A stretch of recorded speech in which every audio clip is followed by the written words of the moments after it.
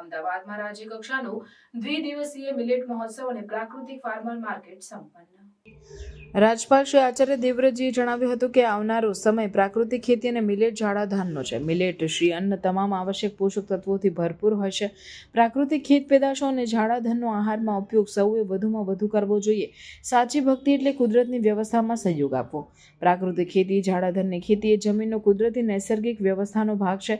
રાજ્યપાલ આચાર્ય દેવવ્રતજીએ અમદાવાદમાં યોજાયેલા રાજ્યકક્ષાના મિલેટ મહોત્સવ અને પ્રાકૃતિક ફાર્મ માર્કેટમાં મિલેટ ફૂડ સ્ટોલ્સ તેમજ પ્રાકૃતિક ખેત પેદાશોના વિવિધ સ્ટોલ્સની મુલાકાત પણ લીધી હતી.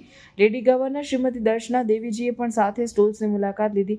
રાજ્યપાલે રાજ્યકક્ષાના મિલેટ મહોત્સવ અને પ્રાકૃતિક ફાર્મ માર્કેટના સમાપન પ્રસંગે જણાવ્યું કે વડાપ્રધાન નરેન્દ્રભાઈ મોદીએ પ્રાકૃતિક ખેતીને રાષ્ટ્રીય મિશન બનાવ્યું છે. ખેડૂત, જમીન અને ઉપભોક્તા ત્રણેયના સુસ્વાસ્થ્ય માટે મિલેટ અને પ્રાકૃતિક ખેતીનો વ્યાપ વધારવા તેઓ સક્રિય છે.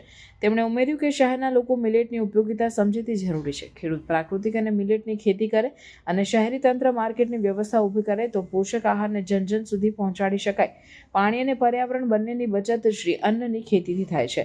રાજ્યપાલે પશ્ચિમ બંગાળ અને તેલંગાણાની એગ્રીકલ્ચરલ યુનિવર્સિટીઓના વૈજ્ઞાનિક અહેવાલનો ઉલ્લેખ કરી જણાવ્યું કે ચોખા અને ઘઉંની ઘણી જાતિમાં પોષક તત્વોની ઉણપ 45% સુધી જોવા મળી છે.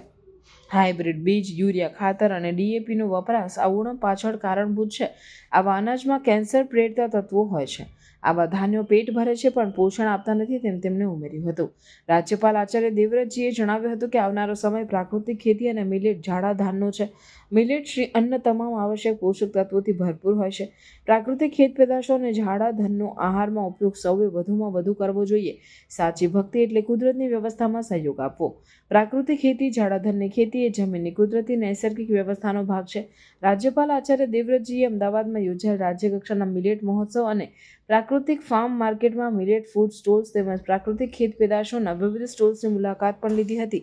લેડી ગવર્નર શ્રીમતી દર્શના દેવીજીએ પણ સાથે સ્ટોલ્સની મુલાકાત લીધી હતી.